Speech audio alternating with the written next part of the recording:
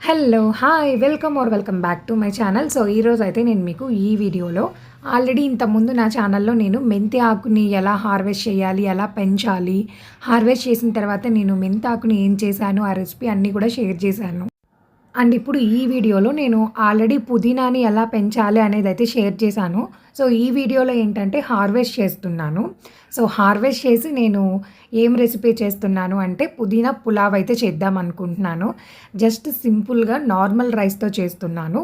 కాకపోతే నేను పెంచిన పుదీనాతో చేస్తున్నాను కాబట్టి నాకు కొంచెం స్పెషల్ అనమాట. అంటే మనం ఇంట్లోనే పెంచుకొని తిన్నామంటే ఆ హ్యాపీనెస్ వేరు అండ్ టేస్ట్ కూడా మనకి నచ్చుతుంది. యాక్చువల్‌గా నేను పుదీనాని ఫస్ట్ పెంచినప్పుడు, పుదీనాకి మంచి అరోమా ఉంటుందో లేదో అనుకున్నాను. కాకపోతే బానే వచ్చిందనమాట. స్మెల్ బానే ఉంది. టేస్ట్ కూడా చాలా బావుంది. సో, నేను హార్వెస్ట్ చేసిన తర్వాత నాకు 1 కప్‌కి కంప్లీట్‌గా వచ్చిందనమాట పుదీనా ఆకు. ఇవన్నీ కూడా నేను 3, 4 వీక్స్ పెంచితే నాకు కష్టపడి ఇంతైతే వచ్చింది.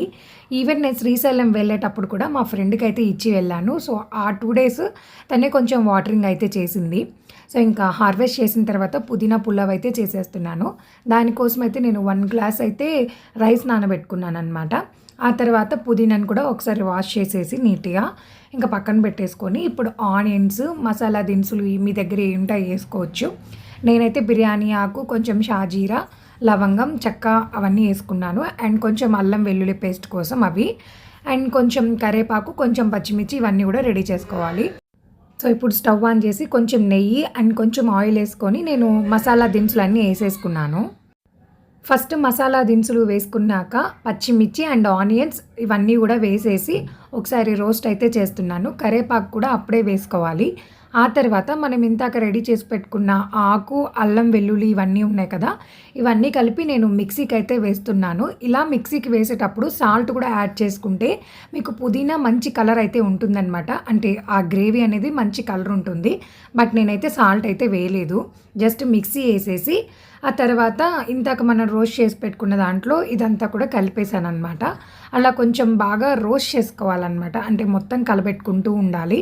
ఇలా కలబెట్టుకున్న తర్వాత టమోటాను కూడా ఒక టమోటా తీసుకొని మిక్సీకి వేసుకోవాలి. నేను వాటర్ అయితే యాడ్ చేయలేదు. మిక్సీకి వేసేసుకొని ఇంకా అది కూడా మనం దాంట్లో కలిపేసుకోవాలి. ఇది చేసేటప్పుడు మంచి స్మెల్ అయితే వస్తుంది. లో ఫ్లేమ్‌లో మనం బాగా కలబెట్టుకుంటూ ఉండాలి.